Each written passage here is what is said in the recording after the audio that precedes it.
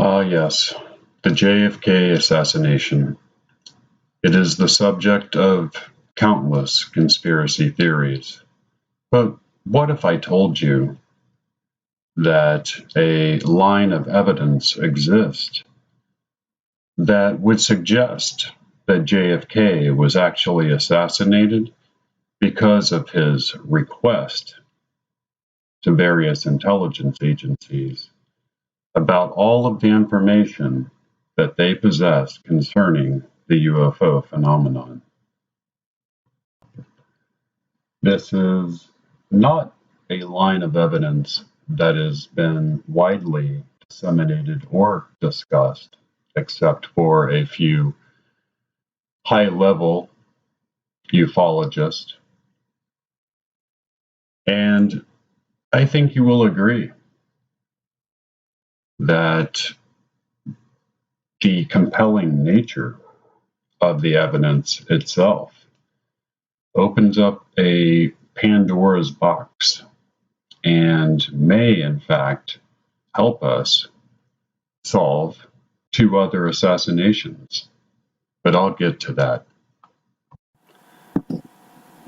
In order to understand this chain of events, it's important to cover briefly the UFO activity that had occurred before Kennedy was elected president. In Cape Girardeau, Missouri, April 12, 1941, during the Eisenhower administration, the U.S. Army retrieved a downed UFO and 2 alien bodies. This is the first known incident where aliens and craft were recovered. The craft, like that at Roswell, was a wedge-shaped craft. The alien bodies were identical and were considered by government scientists to be perfect clones. Altogether, 3 separate craft were downed in early July of 1947. This seems to have been caused by the type of radar that the military was using at the time, and that comes from insider testimony.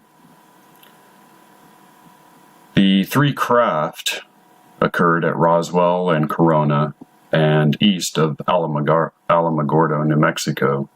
According to Majestic 12 documents, the clandestine body delivered a neutronic propulsion device shortly after these downed craft were recovered to Dr. Robert Oppenheimer at his labs in Los Alamos.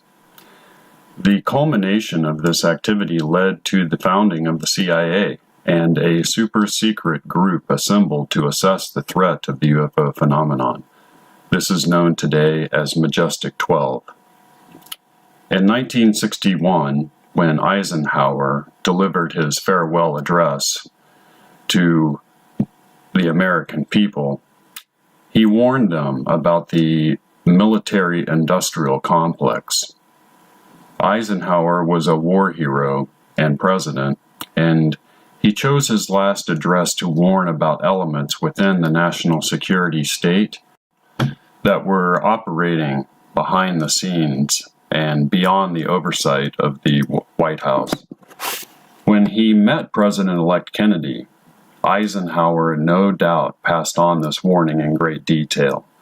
The trail of evidence that Kennedy was extremely interested in UFOs is extensive, and a loadmaster on Air Force One at the time of Kennedy's presidency, named Bill Holden, stated publicly that during a conversation with Kennedy, the president had told him that he would like to tell the public about the alien situation, quote, but that his hands were tied.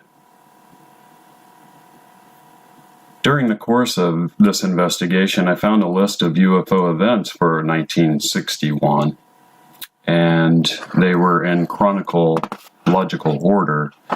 2 of these listings are of extreme interest and certainly would have caught the utmost attention of Kennedy himself and probably the entire Kennedy family. February 5 through the 7th, 1961, in Maine, Many reports of strange lights flashing around in the sky. Some blinked and moved up and down. Portland Press Herald editorial on February the 9th stated, "Mysterious objects lit up like a ball of fire and going fast zoom over Portland. Unidentified shapes with green, yellow, and red lights hover over Brunswick, then dart away with unbelievable quickness. Strange things are happening. The military had us just about convinced that no such objects existed. The only trouble was that many people, good, reliable observers, continued to see these things." End quote. And that was reported in a very credible newspaper in 1961. This would indicate that this was a widely known event that was obviously in the mainstream media and definitely would have caught the attention of John F. Kennedy. February 7th of 1961 in Kennebunkport, Maine, the president of an advertising agency saw a bright red hemispherical UFO which hovered and then suddenly sped away. This East Coast UFO activity continued throughout the year of 1961 and even up until 1963. This gives us a glimpse into Kennedy's mindset on the subject that set him at odds with the super-secret Majestic 12 group that had by then superseded their mandate established by Truman and were now operating in the pure black. The only group in the world with the knowledge and access to both recovered alien craft as well as bodies, both living and deceased. This clandestine group at the highest echelons of the military-industrial complex began to exercise secrecy even from duly elected presidents. They coveted this power and possible exclusive access to back-engineered alien technologies. Then, in 1963, all hell broke loose. JFK made a deal through back channels with Russian leader Nikita Khrushchev to enter into a joint mission to the moon and other space exploration endeavors. This agreement was later confirmed by Khrushchev's son, Sergei. Kennedy believed the surest way to peace must be cooperation and coordination in space. JFK then directed the head of NASA, James Webb, to institute his policy of a joint space venture with Russia, as well as extensive information sharing. This is documented in National Security Memorandum 271. This order to NASA was then followed by a secret memo to the CIA, which has since been uncovered using the Freedom of Information Act. In this memo, JFK asked the CIA director for all information regarding UFOs as well as, I quote, high-threat cases. This indicates that Kennedy had been told of high-threat cases at some point prior to the memo being issued. The memo is dated November 12, 1963, a mere 10 days before his assassination. It is important to explore what was happening in the CIA during this period. From 1953 till 1961, Allen Dulles was the director of the CIA until he was fired by JFK. Dulles, however, was still the head of MJ-12, and this is where a very important piece of evidence comes into play. In 1953, Dulles hires Jesus James Angleton to head up the CIA's counterintelligence operations. When Angleton died, one of the agents under his control was assigned to burning all of Angleton's files on Majestic 12. At the last minute, this agent saved some of the documents, and one of those documents is a memo from Allen Dulles to the rest of the Majestic 12 group. In this communication, he expresses a grave concern about JFK requesting information about their activities, and that the president was going to share that information with the Russians in this new JFK-mandated space program. From Alan Dulles' point of view, this represented an enormous national security threat. To give the Russians access to our recovered alien technology and bodies was beyond what he and Majestic 12 were willing to bear. This evidence is known as the burned memo by upper echelon ufologists. And it states, from Director of Central Intelligence MJ1, in the context of the above, it has become necessary to review and evaluate duplication of field activities in light of the current situation. To eliminate this problem, I have drafted new directives for your review and consideration. Please evaluate each in its own merit with the goal of finding acceptable solutions in which all can agree on.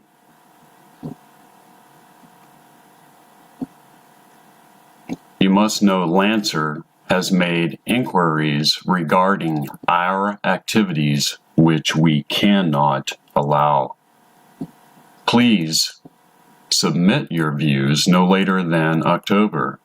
Your action to this matter is critical to the continuance of this group. Lancer was the codename given to Kennedy. In recent years, an attorney named Douglas Cady, who was assigned to the Watergate scandal, reported that the CIA agent and spy master E. Howard Hunt told him face-to-face that Kennedy was killed because he was going to give our most vital secret, quote, to the Soviets. When Cady asked him what that secret was, Hunt looked him dead in the eye and said, "The alien presence." Cady stated that this was the last time he ever saw Howard Hunt. This memo clearly states that they must not allow his inquiries. This is where things begin to get very dark and very interesting. I mentioned earlier some of the UFO activity listed in 1961, but let's take a deeper look at what else was happening. This was the year that the very first widely documented case of alien abduction occurred. Betty and Barney Hill in the White Mountains of New Hampshire, and it was reported widely by the media. In 1961 in Point Pleasant, West Virginia, sightings of the Mothman were being reported by citizens, and John Keel states in the Mothman prophecies that the amount of UFO activity occurring in this area at this time was enormous, with anomalous lights being reported on a nightly basis. And it is here in Point Pleasant that we have real evidence for the men in black. Mary Hyre, the woman who ran the town newspaper and who was chronicling the events going on, reported that there were men in black suits who showed up to the town. These men were seen in and around town, and two of these men were seen walking near the base of the bridge that would later collapse. One of the only known authentic photographs of a man in black was taken by Mary Hyre, and I show it here. The appearance of the men in black at this time makes a lot of sense considering what was going on in Majestic 12. I bring the men in black up because another memo was also saved and sent to investigators. This memo is believed by the best ufologists to be a direct order to assassinate Kennedy. The wording appears on page 7 of the document. These memos were leaked by whoever the agent was that was assigned with their disposal after Angleton died. It insinuates that it was Alan Dulles working with Angleton who ultimately ordered the assassination of JFK. Page 7 of the burned memo states the following. Designated MJ projects should be held in blank, burnt page. Perform spike and house cleaning operations in major population centers in the event conventional methods are not satisfactory. Specialist from MK Ultra and artichoke are hereby activated to conduct domestic. At the very bottom of the entire memo, we find the directive to assassinate Kennedy. When conditions become non-conducive for growth in our environment, and Washington cannot be influenced any further, the weather is lacking any precipitation. It should be wet. Notice the reference to Lancer/Kennedy and the last phrase, the weather should be wet. This is an intelligence term referencing what is known as wet work. Wet work is a code word for assassination. Keep that phrase in your mind as we progress, because you see, on the day of the assassination, a very mysterious man dressed entirely in a black suit and hat was seen strolling through the crowd holding an open umbrella on a warm, sunny day. This figure even caught the attention of official investigators into the assassination of JFK, but it can never be determined who he was. This is actual footage of the man in black. It also can be no coincidence that a schematic exists detailing an umbrella gun that was being used by intelligence services at the time. After the assassination, the umbrella man was seen strolling towards the school book depository where Lee Harvey Oswald sat in a state of panic, realizing he was the patsy. Wikipedia mentions a man who came forward 20 years later to claim he was the umbrella man, but then began to espouse a political statement against one of JFK's policies. It is now believed that this man was merely trying to gain attention so that he could get his political message out, and was probably not even present that day.